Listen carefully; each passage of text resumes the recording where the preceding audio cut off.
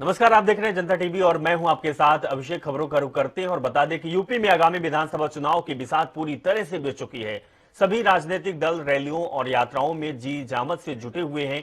ऐसे में आज बीजेपी ने मिशन यूपी 2022 के लिए अब तक की सबसे बड़ी यात्रा की शुरुआत की है। बीजेपी ने आज यूपी में 6 क्षेत्रों में जन विश्वास यात्रा की शुरुआत की। खास बात यह है कि यूपी में जन आशीर्वाद यात्रा का शुभारंभ बीजेपी के बड़े बड़े दिग्गज कर रहे हैं। यात्राएं यूपी के सभी 6 क्षेत्रों से निकाली जाएगी। बीजेपी राष्ट्रीय अध्यक्ष जेपी नड्डा ने अंबेडकर नगर में जन विश्वास यात्रा की शुरुआत की, तो वहीं केंद्रीय रक्षा मंत्री राजनाथ सिंह ने झांसी से अवध क्षेत्र के लिए जन विश्वास यात्रा की शुरुआत की। मुख्यमंत्री योगी आदित्यनाथ ने कृष्ण नगरी मथुरा से यात्रा को हरी झंडी दिखाई, तो केंद्रीय मंत्री नितिन गडकरी ने बिजनौर से यात्रा को रवाना किया। इसके अलावा केंद्रीय मंत्री स्मृति ईरानी ने गाजीपुर से बीजेपी की जन आशीर्वाद यात्रा को रवाना किया, तो वहीं यूपी दौरे पर आए मध्य प्रदेश के मुखिया शिवराज सिंह चौहान ने बलिया से जन आशीर्वाद को हरी झंडी दिखाई। बीजेपी इस जन आशीर्वाद यात्रा के जरिए लोगों के बीच पार्टी के प्रति विश्वास बढ़ाने का काम करेगी। साथ ही केंद्र की योजनाओं को जनता के बीच ले जाकर उनको पार्टी की ओर से किए गए कार्यों को बताएगी।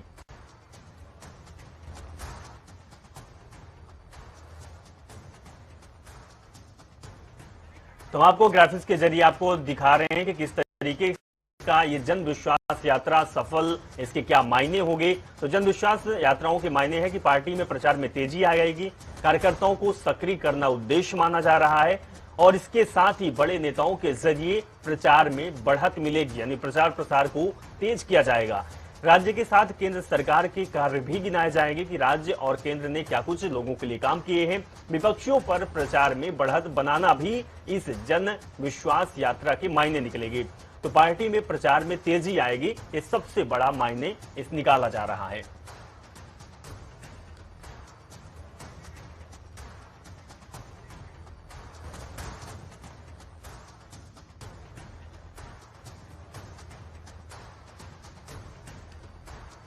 तो आपको बता दें कि जन विश्वास यात्रा के जो मायने हैं वो विपक्षों पर प्रचार में कहीं न कहीं बढ़त मिलेगी। और सबसे बड़ी बात है जिस तरीके से बीजेपी ने यह योजना बनाई है कि जो जन विश्वास यात्रा निकाली जाएगी उसको हरी झंडी भारतीय जनता पार्टी के बड़े और दिग्गज नेता करेंगे। एक बड़ी खबर आ रही है राजधानी लखनऊ से। कांग्रेस की स्क्रीनिंग कमेटी की बैठक कल होगी। प्रियंका गांधी की अध्यक्षता में यह अहम बैठक होगी। दीपेंद्र हुड्डा समेत तमाम नेता इस बैठक में शामिल होंगे। तो महिलाओं को 40% आरक्षण के तहत टिकट पर चर्चा भी होगी। तो विभिन्न जिलों से आए आवेदन पर चर्चा भी की जाएगी। और बता दें कि इसकी अगुवाई और इसकी अध्यक्षता प्रियंका गांधी वाड्रा करेंगे। महिलाओं को 40% टिकट दिए जाने पर मंथन भी किया जाएगा, क्योंकि प्रियंका गांधी लगातार कह रही हैं कि हम लड़की हैं, लड़ सकती है। बेहतर प्रत्याशियों की स्क्रीनिंग करके टिकट बांटे जाएंगे। ये बड़ी खबर हम आपको दिखा रहे हैं राजधानी लखनऊ से। तौकीर किदवई हमारे संवाददाता लखनऊ से जुड़े हुए ज्यादा जानकारी देंगे। तौकीर, कांग्रेस पार्टी की अहम बैठक होने वाली है, क्या कुछ जानकारी आपके पास है? देखिए, लगातार इस तरह की बैठक कांग्रेस कार्यालय पर देखने को मिल रही है। स्क्रीनिंग कमेटी लगातार उन प्रत्याशियों पर नजर बनाए हुए जो आवेदन कर चुके हैं और उसका खास जो महिलाएं हैं जिनको टिकट लेने के लिए दावेदारी की गई, उनकी जैसे हो रही है। क्योंकि माना जा रहा है कि पहली लिस्ट कांग्रेस से जारी की जाएगी वो 120 ऐसे कैब प्रत्याशी होंगे और उसमें 70 प्रत्याशी जो होंगे वो महिला आवेदक होंगे, उनका नाम प्रकाशित किए जाएंगे। तो कहीं ना कहीं बड़ा फैसला कांग्रेस तरफ से लिया जा रहा है और जल्द ही पहली लिस्ट के बारे में बताया जा रहा है कि वो जारी की जा सकती है कांग्रेस तरफ से। और कल किसी को लेकर बैठेंगे तो दीपेंद्र हुड्डा और प्रियंका गांधी खुद शामिल होंगे। चलिए, बहुत बहुत शुक्रिया तौकीर तमाम जानकारी साझा करने के लिए। इस खबर पर नजर बना के रखिएगा। तो बड़ी खबर हम आपको दिखा रहे हैं राजधानी लखनऊ से, जहां पर कांग्रेस पार्टी की अहम बैठक कल होगी और अध्यक्षता प्रियंका गांधी वाड्रा करेंगे। वहीं सूबे के मुखिया योगी आदित्यनाथ अपने 2 दिवसीय दौरे पर गोरखपुर पहुंचे हैं, जहां बाबा गंभीरनाथ प्रेक्षागृह में आयोजित अखिल भारतीय विद्यार्थी परिषद के प्रांत सम्मेलन में हिस्सा लिया। इस दौरान मुख्यमंत्री योगी आदित्यनाथ ने जिले को 955 करोड़ रुपए की परियोजनाओं की सौगात भी दी है। हम आपको तस्वीर भी दिखा रहे हैं जब उन्होंने पूजा पाठ की है और उसके बाद परियोजना का शिलान्यास किया है। महंत दिग्विजयनाथ पार्क में गोरखपुर विकास प्राधिकरण की ओर से आयोजित कार्यक्रम में मुख्यमंत्री इन परियोजनाओं का लोकार्पण और शिलान्यास किया। इनमें से करीब 933 करोड़ की परियोजनाएं जीडीए से जुड़ी हुई है, जबकि लोकार्पित होने वाली 22 करोड़ रुपए लागत की 22 अन्य परियोजनाएं पीडब्ल्यूडी एवं ग्रामीण अभियंत्रण विभाग से जुड़ी हुई हैं। तो कार्यक्रम के दौरान दिव्यांग छात्रों को विभिन्न उपकरण भी वितरित किए हैं, जो कि हम आपको तस्वीर भी दिखा रहे हैं। सीएम योगी आदित्यनाथ दिव्यांग छात्रों को उपकरण वितरित करते हुए दिखाई दे रहे हैं। अभी हम लोग कुछ ही दिनों में नगर निगम के एक नए भवन के लोकार्पण की कार्रवाई संपन्न करेंगे और वाटर स्पोर्ट्स का भी एक नया आधुनिक केंद्र यहीं पर बन रहा है। वाटर स्पोर्ट्स के लिए बेहतरीन केंद्र गोरखपुर का, यहाँ के नौजवानों को इस दिशा में आगे बढ़ने की प्रेरणा मिलेगी। गोरखपुर के जू में आप जाते हैं, चिड़ियाघर में कभी जाते हैं? कितने लोग गए हैं? आप लोग गए, घूमने के लिए गए हैं ना, वहां पे रहने के लिए तो नहीं आए थे। वो घूमिए, आनंद लीजिए, बच्चों को भी घुमाइए, उसका भी आनंद लीजिए और विकास की योजनाओं में भरपूर योगदान दीजिए। उत्तर प्रदेश में विधानसभा चुनाव से पहले कांग्रेस महासचिव प्रियंका गांधी प्रदेश की महिलाओं को साधने की पूरी कोशिश में लगी हुई हैं। हाल ही में अपना महिला घोषणा पत्र जारी करने के बाद प्रियंका गांधी ने आज रायबरेली में महिला शक्ति संवाद रैली को संबोधित किया। इस शक्ति संवाद रैली में प्रियंका ने महिलाओं के साथ बातचीत की, साथ ही रैली को भी संबोधित किया। प्रियंका गांधी ने शक्ति संवाद रैली को संबोधित करते हुए न सिर्फ महिलाओं के लिए कांग्रेस की घोषणाओं को बताया, बल्कि बीजेपी पर भी जमकर निशाना साधा। प्रियंका गांधी ने कहा कि प्रधानमंत्री महंगे महंगे हवाई जहाज में यात्रा करते हैं, लेकिन बेटियों और महिलाओं की शिक्षा के लिए उनके पास पैसे नहीं हैं।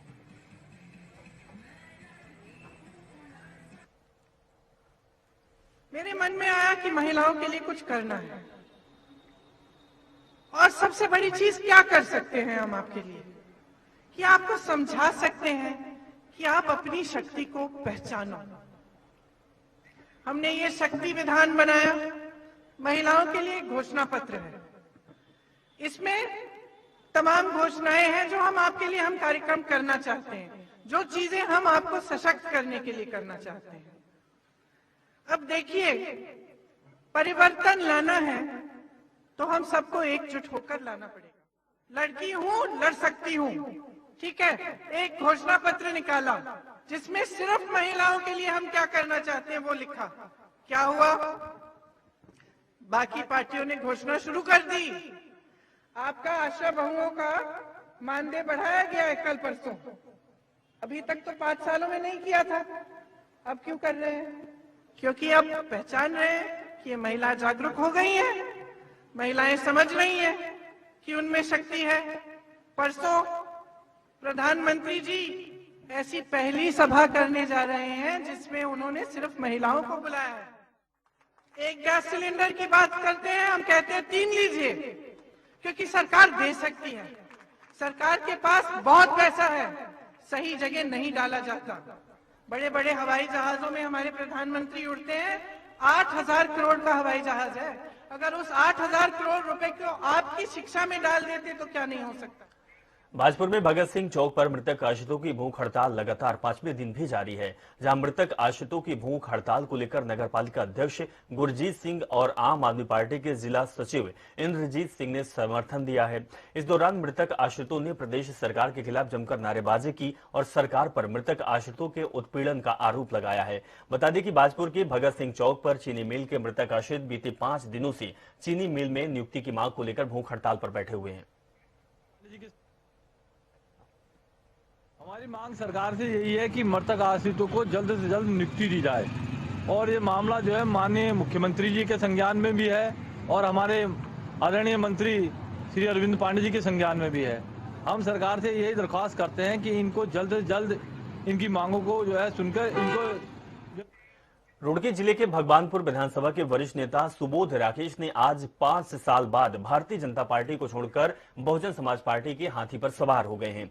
आपको बता दें कि बहुजन समाज पार्टी में शामिल होने के लिए सुबोध राकेश अपने राजनीतिक सलाहकारों के साथ नोएडा पहुंचे, जहां उन्होंने बसपा में शामिल होते हुए कहा कि उनके बड़े भाई सुरेंद्र राकेश बहुजन समाज पार्टी के सच्चे सिपाही थे और उन्होंने उनके साथ काफी समय तक काम भी किया है। सर्व समाज के लोगों में खुशी का माहौल है। लोग चाहते हैं कि स्वर्गीय सुरेंद्र राकेश जी की जैसा यहाँ पर दोबारा एक प्रक्रिया शुरू हो, जैसे 2007-2012 में यहाँ पर विधायक बने, फिर मंत्री बने। नैनीताल जिले के नए एसएसपी पंकज भट्ट चार्ज लेते ही एक्शन मोड पर नजर आने लगे। उन्होंने जिले की एसओजी टीम को भंग करते हुए पुलिस लाइन अटैच कर दिया है। उन्होंने बताया है कि परफॉर्मेंस देने वालों को एसओजी टीम में शामिल किया जाएगा। नशे को लेकर के हम लोग चाहते हैं कि नशा मुक्त नैनीताल हम लोग बनाएं। इसमें हम 2 दिशा में कार्य करेंगे। एक तो पब्लिक कैंपेन चलाएंगे अवेयरनेस का, और दूसरा बड़ी कार्रवाइयां करेंगे। गुंडा गैंगस्टर जैसी कार्रवाइयां हमारे द्वारा की जाएंगी इसमें नशे को लेकर के। दूसरा, चलिए अब देखते हैं 5 मिनट में 25 खबरें रफ्तार के साथ।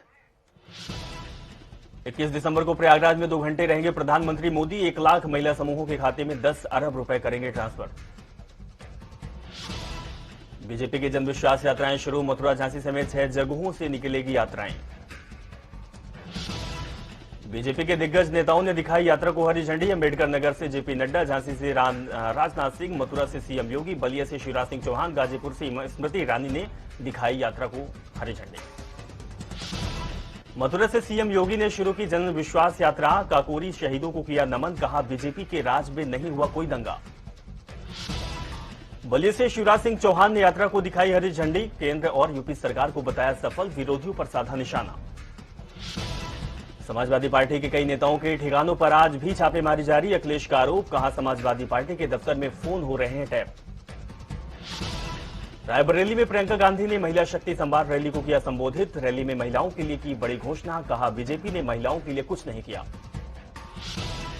विजय संकल्प यात्रा का शुभारंभ करने बागेश्वर पहुंचे केंद्रीय मंत्री अनुराग ठाकुर और मुख्यमंत्री धामी। नुमाइश खेत मैदान से विजय संकल्प यात्रा को किया रवाना।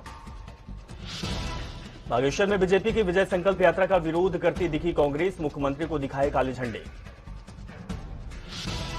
विधानसभा चुनाव की तैयारियों में आम आदमी पार्टी। 300 यूनिट फ्री बिजली देने को लेकर कर्नल अजय कोठियाल ने बीजेपी कांग्रेस को खुली बहस की दी चुनौती। रुड़की में चुनाव से पहले बीजेपी को बड़ा झटका। बीजेपी के वरिष्ठ नेता और पूर्व जिला पंचायत सदस्य सुबोध राकेश बसपा में हुए शामिल। फर्रुखाबाद में ओम प्रकाश राजभर का मंच टूटा। नेता मंच से नीचे गिरे, सभी नेताओं को मंच से नीचे उतारा गया। राज्यपाल आनंदीबेन पटेल, केंद्रीय शिक्षा मंत्री धर्मेंद्र प्रधान और डिप्टी सीएम दिनेश शर्मा कल अयोध्या के दौरे पर जाएंगे। विश्वविद्यालयों के दीक्षांत समारोह में लेंगे हिस्सा। भाजपुर में महिला कांग्रेस की राष्ट्रीय अध्यक्ष टीना डिसूर्जा ने की प्रेस वार्ता, कहा लगातार बढ़ती महंगाई से प्रदेश की जनता को है नुकसान। श्रावस्ती के थाने में खड़े वाहन ने उसमें लगा लाखों रुपए के सामान गायब हो गया। पीड़ित ने डीएम एसपी से शिकायत की। बहराइच में स्वास्थ्य विभाग की लापरवाही से गांव में फैल खसरे की बीमारी से 2 दर्जन से अधिक बच्चे बीमार। समय से उपचार न मिलने से कई घरों में बच्चों और महिलाओं को फैल रही खसरे की बीमारी। हमीरपुर में भूतपूर्व सैनिकों और शहीदों की पत्नियों को सम्मान कर मनाया जा रहा विजय दिवस, निकाली गई तिरंगा यात्रा। मसूरी में कांग्रेस अध्यक्ष गौरव अग्रवाल ने पत्रकार वार्ता का आयोजन किया। भाजपा पर लगाया श्रेय लेने का आरोप। आगरा में पुलिस ने सटोरियों के खिलाफ चलाया महाअभियान। एक साथ 27 सटोरियों को किया गिरफ्तार। सभी के खिलाफ गैंगस्टर्स के खिलाफ होगी कार्रवाई। फर्रुखाबाद में ठेला लगाने वाले युवक को गाली गलौज का विरोध करना पड़ा महंगा। देर रात दबंगों ने युवक के घर में घुसकर के जमकर मारपीट। युवक गंभीर रूप से हुआ घायल। बदायूं में चोरों के हौसले दिखाई दिए बुलंद। एक दुकान से अज्ञात चोरों ने 15,000 की नकदी समेत लगभग 6 लाख की चोरी की घटना को दिया अंजाम।